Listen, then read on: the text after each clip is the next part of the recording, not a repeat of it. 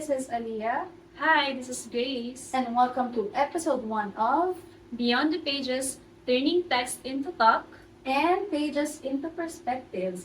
Hi, Grace. Hi, partner. How's it been? You know, life is so exhausted. Aww. Exhausting. Also because it's almost end of the year. Yes. Yay! Happy New Year! And when you're exhausted, what do you usually do? You know, aside from eating and sleeping, I love watching movies. Really? I recently, can I talk about this movie I recently Yeah, of watched? course. So it's called Gone with the Wind.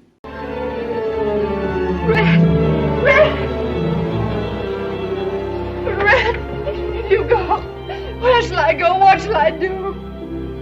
Frankly, my dear, I don't give a damn.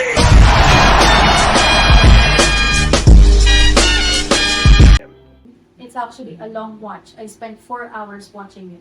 It's about this boy crazy main character, Scarlett O'Hara, but it's not just about that. It's also about their struggles during the American Civil War and how they dealt with the struggles of life during the war and post-war and navigating life.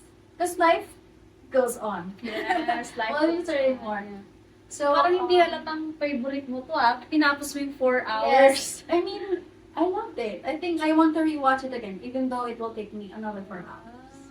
Okay, you recently, you love watching movies or Yeah. series. Can you tell me more about the movie or series that you just recently watched? Yeah, you know, Maria Clara and Ibarra. Waste time with the masterpiece. Waste time with the masterpiece. I love watching that. Is So it the good. GMA teleserye? Yeah. Oh yeah, I think I watched a couple of episodes of it. Can you tell me Yes. more about what happened? You know, it's just a story of a story adaptation of No Limitame by Cezanne. Yeah, and the main character here, Lai, Fly. yeah, Yes. go back to the past during Spaniards colonialism, Spanish times. Yes. So, I yeah. see, and I think it is a good series. And Yeah. what makes it a good series is that it talks about what happened in the past in Yeah. the Spanish rule. And can you tell me about can you share the one specific moment or scene that you just cannot forget about this? You know, I've watched this funny scene wherein Lai spoke English Oh, that one. in front of men, and they were so shocked. You know? They were so shocked. I know. I watched that scene, Yeah. but what is your take on that? Why do you think that scene, aside from being funny, why is it meaningful in a way? Why is it that why do you think the men characters acted so surprised? You know, kasi during Spanish times, women can go to school. That's why they don't definitely know how to speak English because Yes. they don't go to school. Yeah, in the past, their destiny is just to be housewives. Yeah. Okay, you know, I see a common denominator in the movies that we just mentioned. It's about history and about creative narrative of history. Basically, the term historical fiction. You know what I like about this movie is that even though na medyo traumatizing, medyo sad, Yes. it makes they did this for us to entertain also, to inform, and to convey messages during those moments. Yes, exactly. Actually, our topic for today is historical fiction. We're going to tackle specifically an article of Steven Mintz entitled Why Historical Fiction Matters. The history that lies beyond the facts. So in here, the core is that yes, historical fiction are entertaining, as my partner said earlier. It's entertaining, but also it informs you. Yeah. Yes, it bridges the gap between imagination and the facts. And it says in the article that the highest role of historical fiction today is that to ghost us. But we will know more later what do we mean by ghosting. Not the ghosting of No, not the ghosting that we think. Hindi na akalain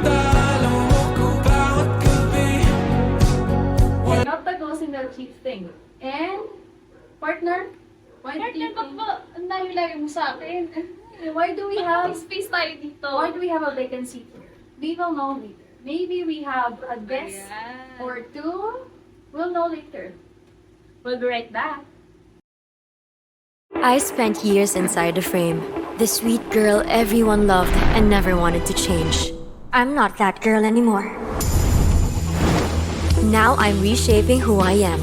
And for every version of me that emerges, I need hair that transforms and pushes me forward. Introducing the all-new Cream Silk Booster Treatments. With breakthrough amino keratin, penetrates deep to boost continuous repair, unlocking up to 4 to 8 hours softness and smoothness. This is hair that evolves, no matter who I choose to become.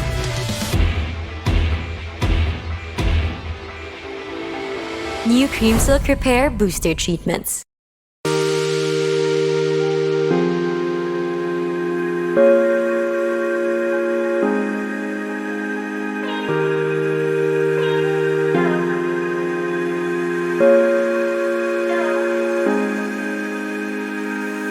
Beyond the pages, turning text into thought and pages into perspectives.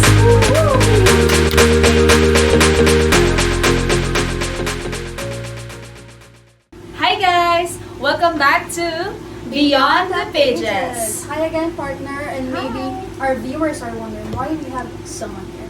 Well, we really wanted to invite someone to help us further understand the message of the article. That's why we have Our very first and very special guest, Miss Yana. Hi, everyone. Miss Aliah, and Thank you, guys. Miss. Yes. Thank you for accepting our invite. How are you? Yeah, I'm good, and I'm glad to be here because I read the article and Wow, that's nice. yeah, I heard you talk earlier about the Maria Clara. women empowerment. Yes. So Can you tell us more about that? yeah, are you interested? Yeah, of Oh, course. very We're interested. all. Yeah. Do you know that in early history, more women are writers than men in historical fiction? Why? Like, can you share why? Yeah. Maybe you're wondering why also. And the answer to that is men are more on wars and they are our leaders. And women like me, I'm a mom of 3. And do you know ano mga ginagawa ng mga babae sa bahay? Ano kaya? Yeah. Before, they are doing laundries, Yeah. right? You're right. And they're doing dishes, they're cooking, and taking care of kids. That's why, in historical fiction, women are writers than men. Yes. Because as you said, men are always in war. They are the ones who are leading the country. So they are always at the front. Yes. Right? So that's And- why we want to, the women writers of historical fiction, they want to reclaim the power. Empowering women. Because women's actions are erased, forgotten. That's why they need to be heard. Exactly. That's why we have historical fiction right now for the new generation. Yeah, if you read the article, there are more women writers than men. Yes, in historical fiction. So, can you tell us about why do you think men are leading before in the Yeah, past? because I think they are stronger. Yes, Yeah. they're perceived as stronger. There is inequality. Hindi naman natin dinidegrade yung women, but men on earlier days are stronger than women. Can you share a historical fiction literature that you just read, or maybe watched the movie adaptation, that tackles about women empowerment or their past struggles? Yeah. I heard earlier that you watch Maria Clara, and I also watched that. That's Wow, also that's my nice. example. And Maria Clara is, yeah. One of the best choices To watch. Yeah. Yes, because it's very informative. I have just one question for Miss Yana. What do you think is the importance, as women, what do you think is the importance of watching or getting informed by women writers? Yeah, because we are women, right? Yes. And as women, we need to understand the struggles of past generations. of women. Yeah. Ngayon lang kasi tayo nagkakaroon ng equality. Yes. And letter F, R, E partner F-R-E-E freedom. Yes, freedom. Equality. You're Yes, right. freedom. Meron tayong pinahenyo, guys. Yes. Yeah. Hindi ka lang hindi mag-gets. Yeah. Pero that's right. Yeah, Ngayon lang freedom. nagkakaroon ng freedom ang mga kababaihan. Yes. Ngayon lang tayo nagkakaroon ng voices and Yes. sa history natin, sa historical fiction, ang mga babae talaga, like, hindi sila nabibigyan ng pagkakataon na mag-voice out. That's why they are writing. Do you know Yeah. Mary Bird? Lady Bird. Yeah, I love Sorry? Lady Bird. Mary Bird. Oh, sorry, Mary You're Bird. both wrong. She's a novelist on historical fiction, and Wow. you should also read her novel called Women and Power. Yeah, Women Power. Women Novel- and Power. What is the novel about? It is about the like the historical fictions. It is about the sacrifices of women that hindi natin nakikita. That's sad, right?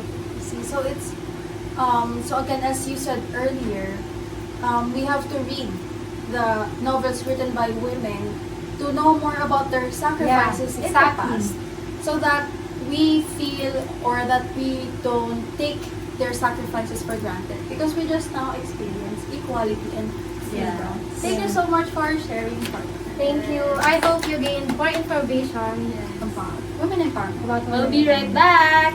Bye-bye. The world is tough. Don't let it make you rough. Stay kind. Don't wait for the world to change. Be the change. Don't let it stop you from making your mark. Live the dream. Don't let the world take away your sweetness. Share the sweetness with Juicy Cologne. Its sweet scented fragrance helps spread sweetness in every scent. Because the world must never run out of sweetness. Juicy Cologne. Hi guys, we're back again in Beyond the Pages, still with Miss Yana. Yan. I have a question with Miss Yana. What's your because- question? Yeah, when we say historical fiction, history equals to facts, Yes. right? And fiction is equal to imagination. Yeah, and emotions. Emotions, yeah. Historical fiction is facts and imagination or Yes, feelings. you're right. So my question is, what do you think is the difference between historian and novelist? Yeah, based on the article, Dr. Rose states that the historian will tell you what happened. It will tell you the facts, dates, and events, Yes. and also with evidence. While the novelist will tell you what it felt like. Like, is it sad, happy? It's more on emotions. Yes, and the struggles of the characters. So, why do you think Dr. Rose said or differentiated historians from novelists? Yeah, historian focus on facts and details, while novelist focuses on what will the person reading the article will feel. Yeah. How it affects person. Yes. So, can you give us an example? What historical fiction literature or maybe a movie adaptation that you recently watched? I recently watched The Boy in Striped Pajamas. Do you know that? I know that one. Yeah. Very OA reaction here. Okay, Yes, yeah, I because know that's that a good one. movie. That's a good Yeah. adaptation. Emotional, good adaptation. During Nazi. And it has a bad ending, which impacts the viewers. You must watch that, guys. Yes, I highly recommend that. Yeah. Can you provide a summary of the movie? Yes. There was two boys, and the first boy is living in wealth because, yeah, and the one is prisoner. A prisoner. They are both 8 years old. Yeah. So, in that movie, how do you think history and fiction blended? Yeah, because in early age, you know, may gera na I nangyayari. think it was set in 1939. Yeah, it was set in 1939. About Jews. Yeah. Jews versus, as you mentioned earlier, the Nazis. So, Nazi, it yeah. happened during the set of the movie. The setting of the movie is Yeah. during Jew. the Holocaust. Yes. So, what do you think did the novelist put into the movie or the novel that gives a sense of emotion or feeling to the audience, that elicits their feelings or emotions. Yeah, it's about the friendship. Friendship. And Good.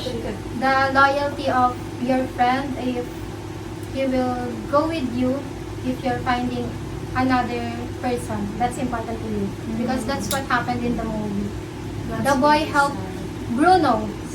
That's the character, Bruno. German Bruno boy. helped the Jew find his mother. Am I right? Father.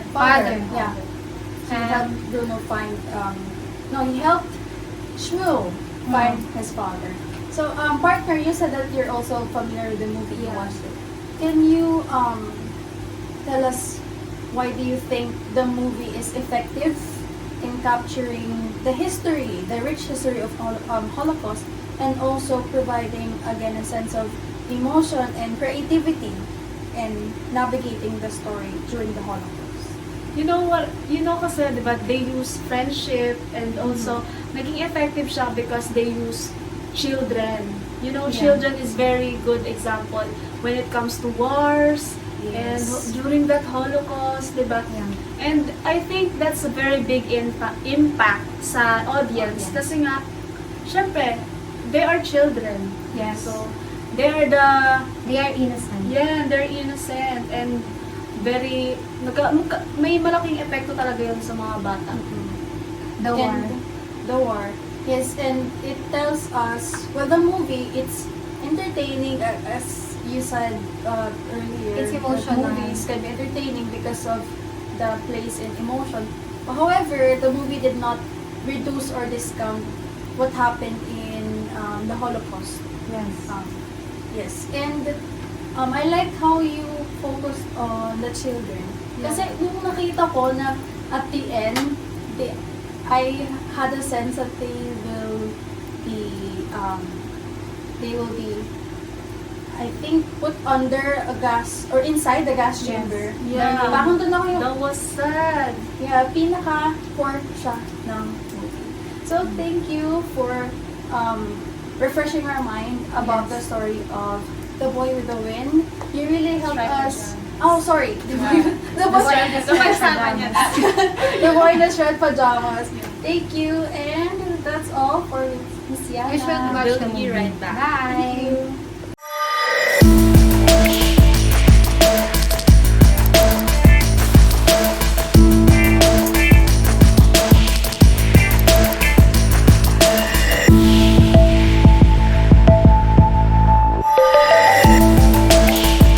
Beyond the pages, turning text into talk and pages into perspectives.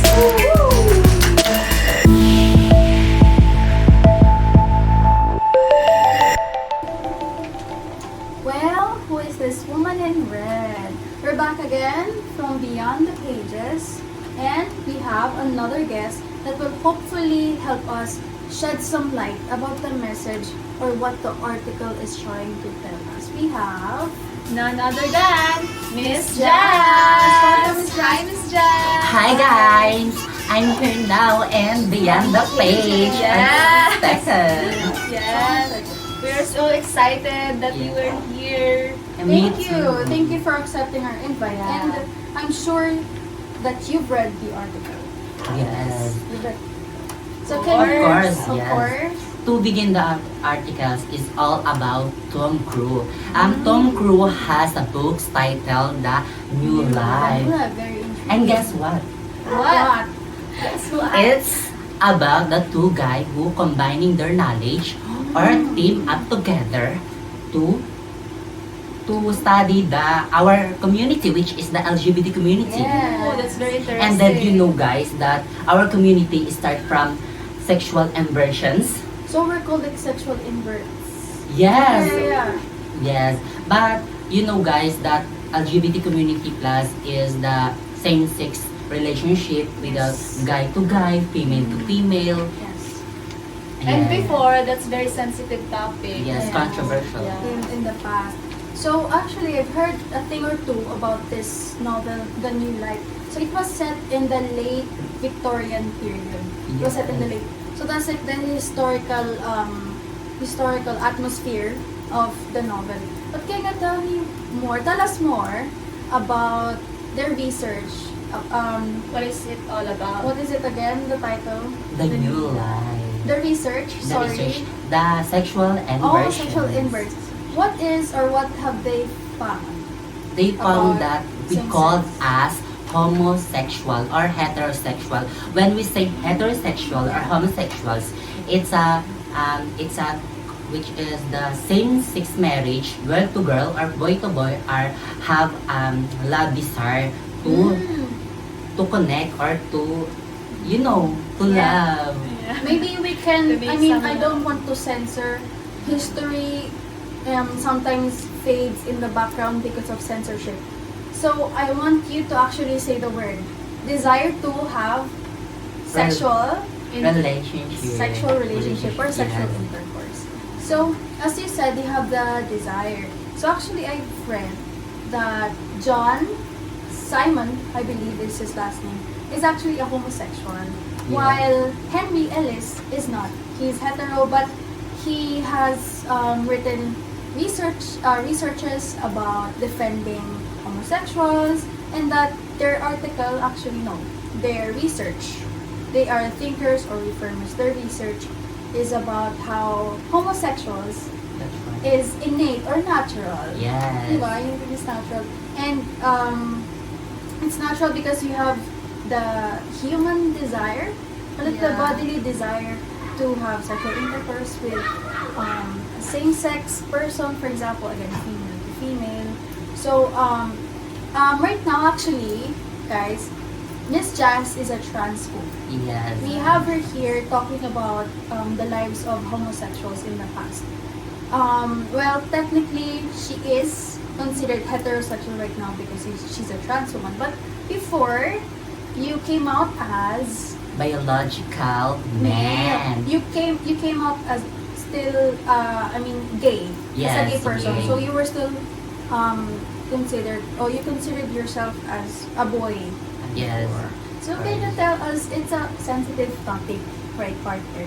But we want to know more about your experiences before. Why do you think you realized that you're a homosexual? Or a gay person? Okay. So back then, I was a young kid.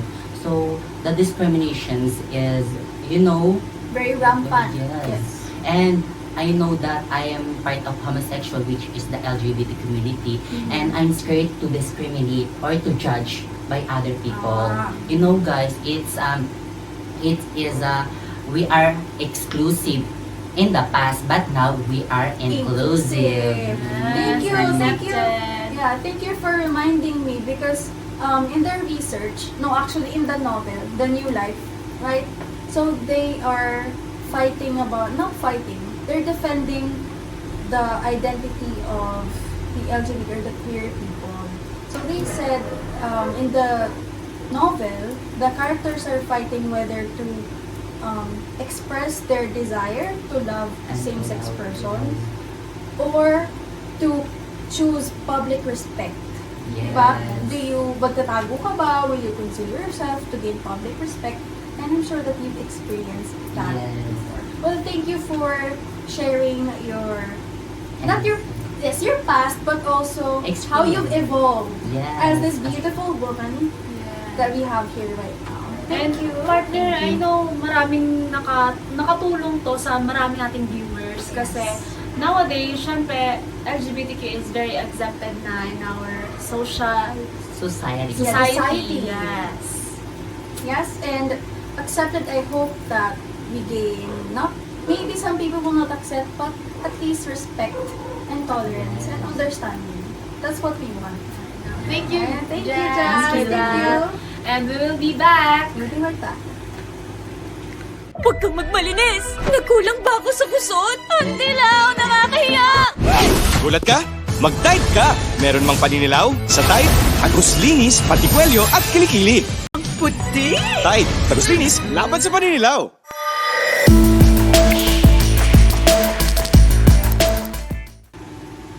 And we're back. But first of all, I just want to say thank you to Miss Jas. Thank you, Jas. For leading our discussion earlier and sharing about a sensitive topic about her past, her life as a trans woman. Part thank of you. LGBT. We learned a lot, right? Did you enjoy sharing those? Yes, of course. Of course. Hoping you guys also. Yeah, we hope also that you enjoyed that discussion. So right now, I just want to open up a topic that was mentioned in the article. Right? Yes. Miss Jas is very giddy right now. Okay. Yes. So it's about reducing history in historical fiction. So I have a question to to my partner. Yes, partner. I'm open Ready. always. Yeah. You mentioned Ready. earlier about the series Maria Clara. Yeah. So when you watched Maria Clara, what do you first notice? You know what? I love the scenes when they are wearing clothes, Filipiniana, Baratsaya, and the setting is very province. Scenic, it's Yeah. beautiful, right? So it embodied the life before. Yeah. Yes, life before. So you mentioned about it during the. You mentioned about the setting. It's set in the Spanish rule. So it was about a dark time in Yeah. the Philippines, right? So it's about a shocking GMA, I think the reason why they decided to air that kind of teleserye is to showcase the dark time during the Spanish colonialism. So actually here, Hayden White, he's a philosopher of history. He said that he said that history, when you retell it, reinvent, or reconstruct, for example, as in historical fiction literature, that it is not history anymore. Do you agree? No, I do not agree. It's not history anymore because he said that it's now just a story and we don't know what's real or what's not. You don't agree? You don't. Do you think there is still some truth Yes, in of course. in Maria Clara, right? There's still some truth, even though Because there's still evidence and dates. yes, evidence Yeah. And based based on reality. based in reality. Well, he argues that because these series or movies sometimes focus on aesthetics or glamorizing, showing, for example, in Gone with the Wind, showing beautiful gowns of the main character, that it reduces the weight of the history or historical event at that time. For example, the war or the Spanish rule. That's historical fiction. Non-historical fiction. Well, he says that these movies have, I forgot how to say it, it's anachronisms. So basically, anachronisms are things in a movie, in this case, in a movie set or in the novel, that do not belong in that era. For example, let's say, in Maria Clara, we see, ano yung mga gamit na dinala ni Clay? Dinala ni Clay doon nung bumalik siya sa past. What did she bring, if you can remember? I think she went back. Yeah. Backpack? I think rattan. Was made of rattan. I forgot. Sorry. But she brought stuff from the modern time to the past. Do you remember some of those items? Do you remember? I think it was seasoning and then underwear. So those are called anachronisms. So they don't really belong to the era and they add just creativity, and sometimes it lessens the impact of what the series or the movie is wanting to tell us. So what are you trying to imply is that some writers wanted to write just because to look history beautiful. Yes. Yeah. And Make it look beautiful, Beautiful. even though the story rejects the reality. Yes. And thank you for that. Actually, that's one of the core of what I'm trying to say. Sometimes the stories reject the reality, or it again lessens the impact of history. That's Well, what I also heard that they say that historical fiction is not serious. yes, like some reviewers or writers, they don't really review about historical fiction. Okay, so we're trying to discuss, me and my partner discuss, so that Miss Jas can have some learning after she discussed about the novel The New Life earlier. So I hope that she's enjoying listening to us. Yes. Yes. So that's it, and we hope that we give importance to historical fiction because we've mentioned a lot of important facts and important ways of narrating a story earlier with our helpful guests. So thank you again, Miss Thank you. Jas, for being in our podcast. We'll be right back.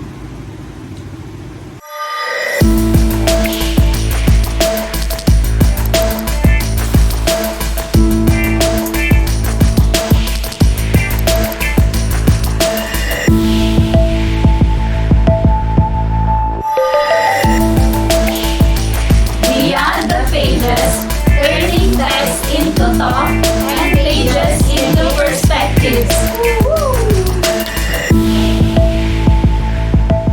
Hi everyone! Welcome back again to our last episode of Beyond the Pages. And with our last guest, Miss Rachel. Thank you for accepting our invite, Miss Thank you Rachel. for having me, Yes, guys. thank you. Of course. It's a pleasure to be with you. Me too, Yeah. of course. Okay. Miss Rachel, how are you today? I'm doing well. Kasi you're blooming. Yes. Guys, Thank you. Looking good. do you Yeah. see this? Look the difference. Grabe ka naman, partner. Partner, huwag ka mag-alala. Meron akong itatanong kay Miss Rachel. Ayun yan. Grabe, kinakabahan. Huwag ka kabahan, Miss Rachel, kasi madali lang to. Minulto ka na ba? Champion. Ay, syempre. Syempre, hindi makakaligtas sa ang aking partner. Partner, minulto ka na ba? Partner, what? It's all in the past. Part of the history. Part of history na siya. Grabe na. Part of history. Yes. Part of history na siya. Ano klaseng history yan, partner? Dark times. Struggle na Grabe. there. Kasi baka iniisip nyo na when we are talking about ghosts, it's all about Halloween. Yeah. It's all about Casper. As per those like versions of ghosts. Yeah, Right? no, it's not that. Diba, Miss Rachel?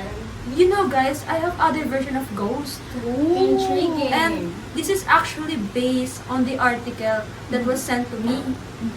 Okay, so because historical fiction acts as a ghost. Ooh. In what ways? Say. In what ways does historical fiction act as a ghost? So, are you familiar with Dekada 60? Yes. That's familiar. I heard that when... Yeah, it was popular, right? Yeah. Yes. Especially during election. Yeah, during Yes. election. I heard Na-open siya. Very relevant Ayan. during elections. So, anong year ba yan na-publish? 1953. Oh, that's why. So, Dekada 60 is about political oppression. Wow. Are you familiar with political oppression? Yeah. Yes, it's about like restricting the people, Yes, yes. using power Precisely. over the citizens. Because right? we all know that Ferdinand Marcos Jr. is known as a dictador. You mean Yes. Ferdinand Sr. Yes, Yeah, senior. senior. Hindi si Yeah. Bongbong. Okay. Yes, Yeah. Ferdinand Sr. Yes, si senior. So, kilala siya bilang isang dictador. Because, if we all know, during martial law, there were people who were like abused. Yes. Their human rights Yes. were violated. Yes. Because they were like soldiers. Yung soldier yung tawag dito, yung soldier yung Nag-hold na. nag-hold ng power. Power. Yes. Yes. Parang we Military. people were powerless that time. Yeah. So because they live in a fascist government where it's the dictator who has the power, the military has the power over the people. So can you tell more about the story of Dekada 70? Why did you connect Dekada 70 as in historical fiction? Because actually, this movie serves as an eye-opener from the people. Yeah. Due to the unresolved traumas from the past that still haunts during us. martial law. Yes, that still haunts us until now. Yeah. Because actually, justice, hindi pa rin siya nasuserve. Why do you think it still haunts them? It still haunts them, like, just like what I stated, due to the unresolved traumas from the past, people can still move on. Because, like, until now, si Marcos pa rin yung president, of course. And yeah, like, ano rin siya, it's connected. I mean, you can associate the current president to his father. Yeah. So also the people, kaya naging popular din yung movie, the reason why people tried to go back to what happened in the past, it's because it reminded them of their past. Yeah, It made us think about the old mistakes. Of old mistakes of But do you guys believe that the father's mistake can be inherited? oh my gosh, inherited. Can be inherited by the son? Very difficult question. I think not inherited, but in a way, because you know, Bongbong Marcos, as he portrays it to be, he's very influenced by his father a lot. So in some ways, you know, we can be worried or scared of what might happen if another Marcos will go back in power. But you know what? We should watch Dekada 60. We've recommended a lot of We highly movies. recommend Dekada 60 because So it brought lessons. Yes. It has lots of lessons, especially if you're young people who are conscious about politics. We highly recommend that. So I have a last question. How do you think writers show the importance of historical fiction and how it matters? I think right now it matters, especially because historical fiction, just like what you stated from your first episode, like when you say history, it is based from the facts. So what writers did is they just compose it, they just write it based from the events, based from the previous events that occurred in the past. So they kind of reinvented or reconstruct, not invented, sorry, reconstruct. They added emotion, feelings, right? And I think I want to answer the question. Sorry for cutting. Writers put importance in historical fiction through creativity, right? Creatively trying to narrate history, struggles again, and I think we can learn a thing or two about those writers and learning about the past that we all came from. And to lighten the emotion, even though that's make the story behind it is very painful.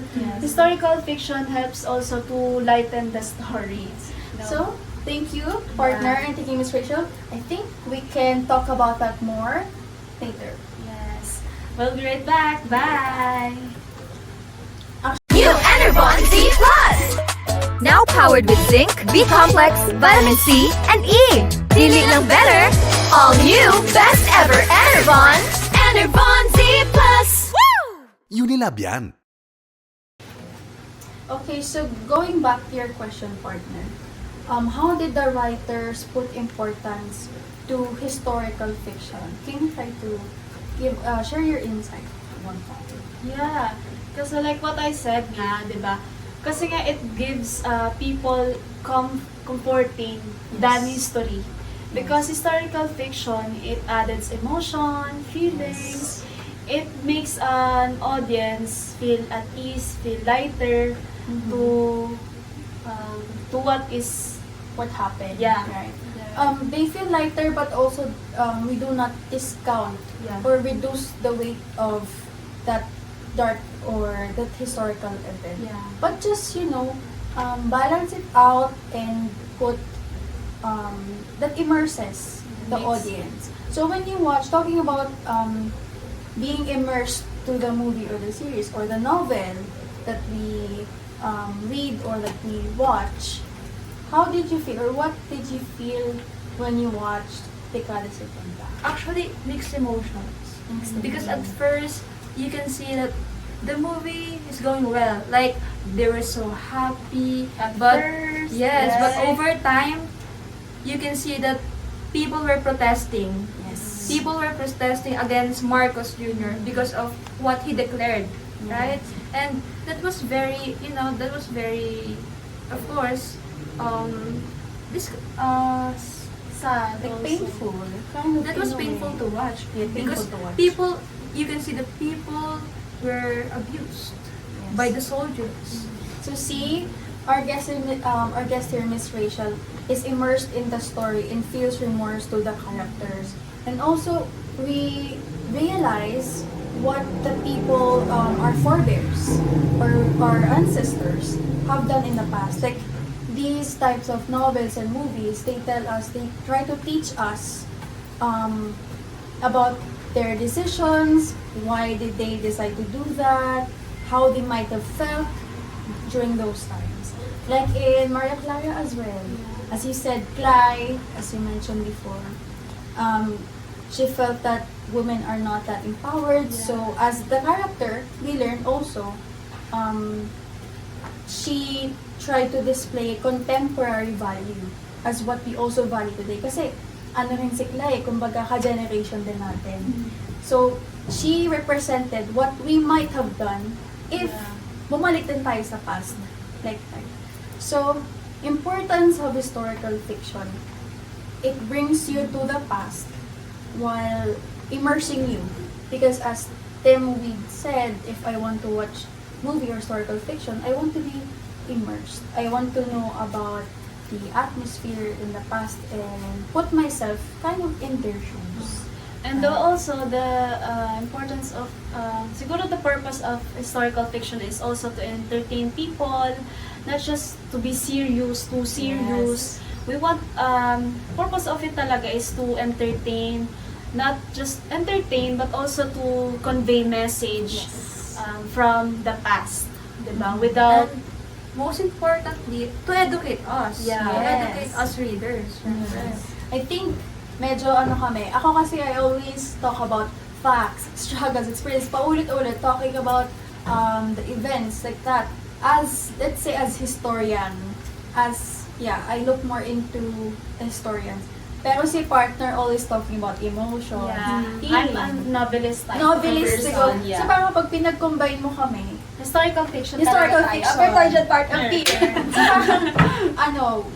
I love the history in historical fiction. Kasi ikaw, I love history in historical fiction, yung mga accurate dates, accurate happenings. Pero si partner, I want to feel the empathy Yes. kasi yung feelings, kasi ayun talaga yung nakaka-affect sa akin as a person. So I hope na meron kayong natutunan, guys. yes.